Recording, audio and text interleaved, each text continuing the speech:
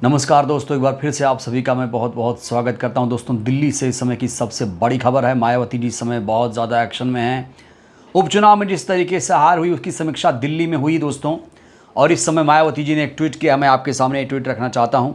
उत्तराखंड में पार्टी संगठन के कार्यों, पार्टी की जनाधार को बढ़ाने तथा बीएसपी पार्टी और मूवमेंट से जुड़े खास मुद्दों के साथ ही राज्य में हाल ही में हुए विधानसभा उपचुनाव आदि पर पार्टी के वरिष्ठ और जिम्मेदार लोगों के साथ नई दिल्ली में आज एक बैठक और इसमें गहन समीक्षा हुई है। कुल मिलाकर मायावती जी ने कहा है कि उत्तराखंड में भाजपा सरकार की गलत नीतियों और दोषपूर्ण कार्यशैली आदि से लोग काफ़ी दुखी हैं, जिसको लेकर जनता को जागरूक करना है।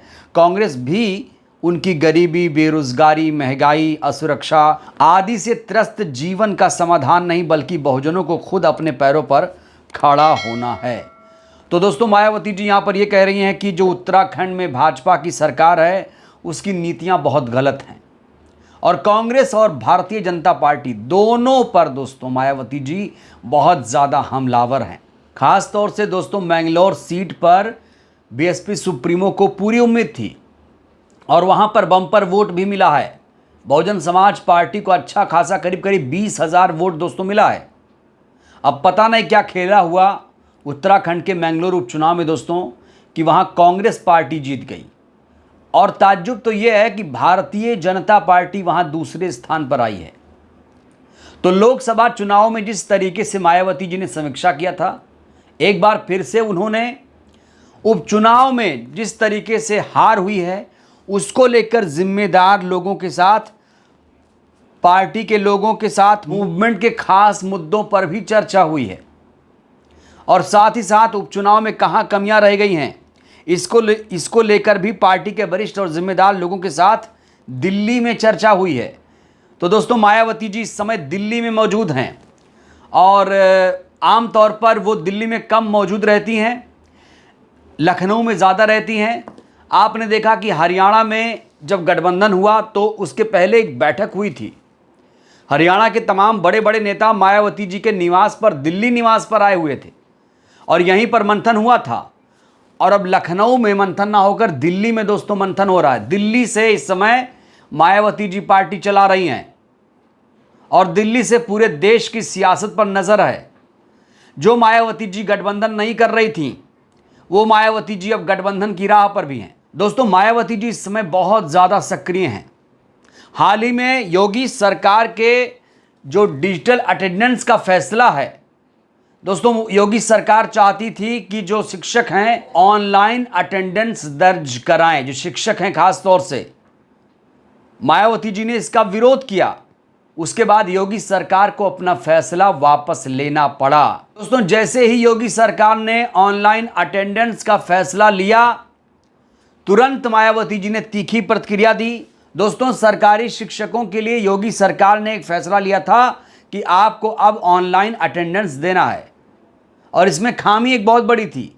लगातार 3 दिन अटेंडेंस अगर आपका नहीं रहा तो आपकी सैलरी कट जाएगी, पैसा कट जाएगा। तो मायावती जी ने कहा कि ये जो फैसला ले रही है योगी सरकार, ये मुद्दों से ध्यान भटकाने की कोशिश की जा रही है। स्कूलों में क्या हालात हैं, सरकारी स्कूलों में जो व्याप्त समस्याएं हैं, उन समस्याओं से ध्यान भटकाने की कोशिश कर रही है योगी सरकार। बिना तैयारी के शिक्षकों पर यह फैसला थोप रही है, जो कि सही नहीं है। बुनियादी सुविधाओं को सुधारने की स्कूलों में ज़रूरत है, ना कि शिक्षकों को इस तरह से परेशान करने की, उनके ऊपर एक बड़ा फैसला थोप देने की। तो दोस्तों, मायावती जी ने जैसे ही ये ट्वीट किया, उसके तुरंत बाद योगी सरकार ने अपना ही फैसला वापस ले लिया, अपने फैसले से यू टर्न ले लिया। दोस्तों, इसीलिए मैं कह रहा हूं कि मायावती जी इस समय बहुत ज़्यादा सक्रिय हैं, और मायावती जी सोशल मीडिया पर इतनी ज़्यादा एक्टिव हो जाएंगी, हमें तो यकीन नहीं था। दोस्तों, लगता है जागरूकता तेजी से बढ़ रही है बहुजन समाज में, और हम लोग तो लगातार मुखर होकर दोस्तों बहुजनों की आवाज़ उठा रहे हैं।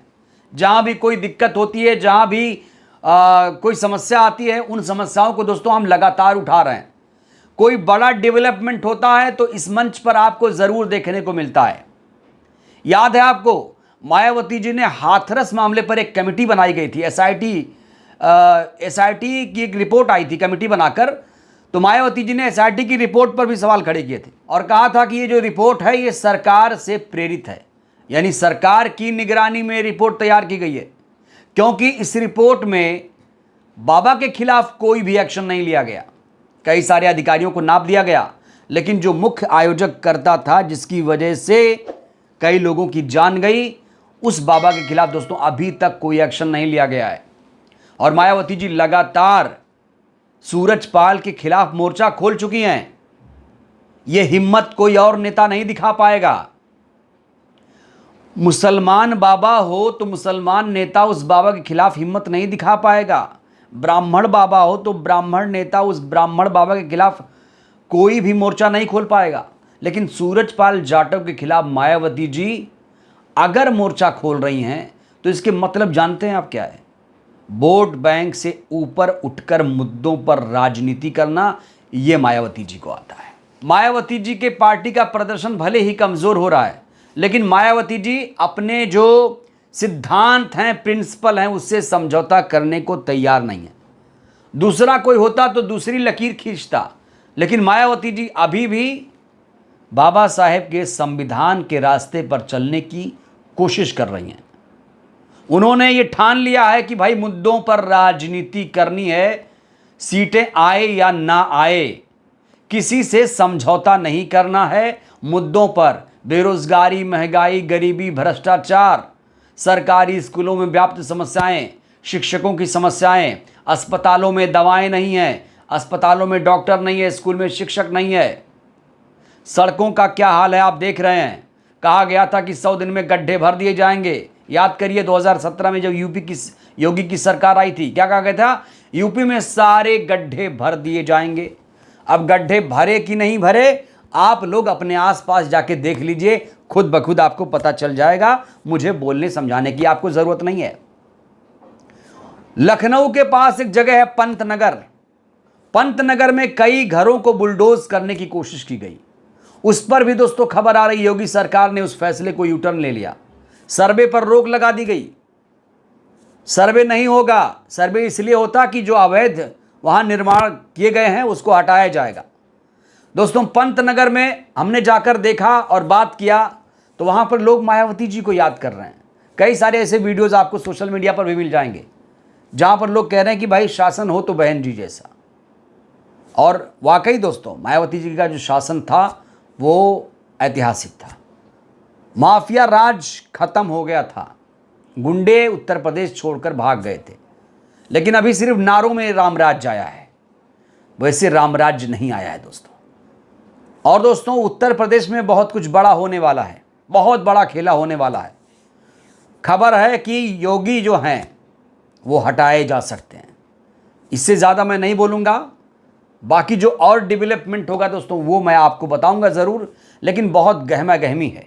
केशव मौर्य दिल्ली तक दौड़ रहे हैं, लगा रहे हैं दौड़। और दोस्तों कहा जा रहा है कि गुजरात लॉबी योगी को निपटाने में लग गई है, योगी को हटाने में लग गई है। अब योगी उत्तर प्रदेश के मुख्यमंत्री नहीं रहेंगे तो क्या रहेंगे, ये भी दोस्तों एक बहुत बड़ा सवाल है। क्या वो दिल्ली आएंगे? और योगी के बाद वहाँ का मुख्यमंत्री कौन होगा, ये भी दोस्तों एक बहुत बड़ा सवाल है।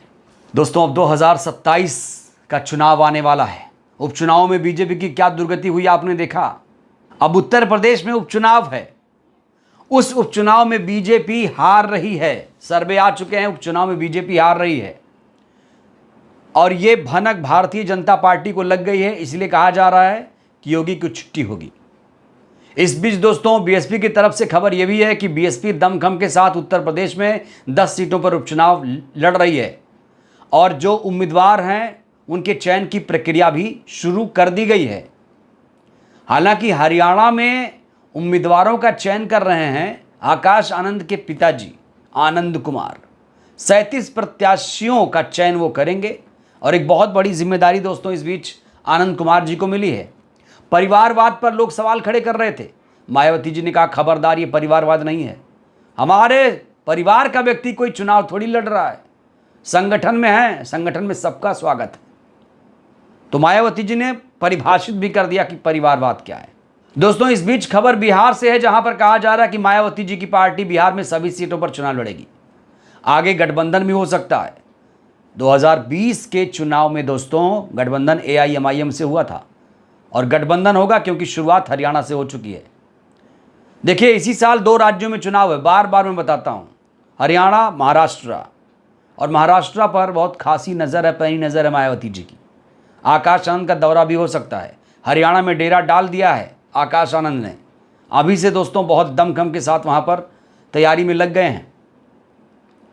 और बिहार में 2025 में विधानसभा का चुनाव है, उसके बाद 27 में जानते हैं आप सबसे बड़ा चुनाव, सबसे बड़े राज्य का चुनाव जो लोकसभा चुनाव से भी कम नहीं है, उत्तर प्रदेश में विधानसभा का चुनाव, 403 सीटें। और 2007 में जिस तरीके से पूर्ण बहुमत की सरकार बसपा की बनी थी, वही कोशिश दोस्तों एक बार फिर से बीएसपी की तरफ से शुरू हो गई है। 2027 में सरकार बनाने की कोशिश मायावती जी ने शुरू कर दी है और उसके लिए दोस्तों रणनीति तैयार हो रही है। बेहद ही सक्रिय हैं इस समय मायावती जी। बहरहाल दोस्तों इस वीडियो में फिलहाल के लिए बस इतना ही। मायावती जी जिस तरीके से सक्रियता दिखा रही हैं दोस्तों, क्या लगता है 2027 में उनको कामयाबी मिलेगी? उपचुनाव में कितनी कामयाबी मिल सकती है? अपनी प्रतिक्रिया आप लोग जरूर दीजिए। बहुत बहुत धन्यवाद, शुक्रिया।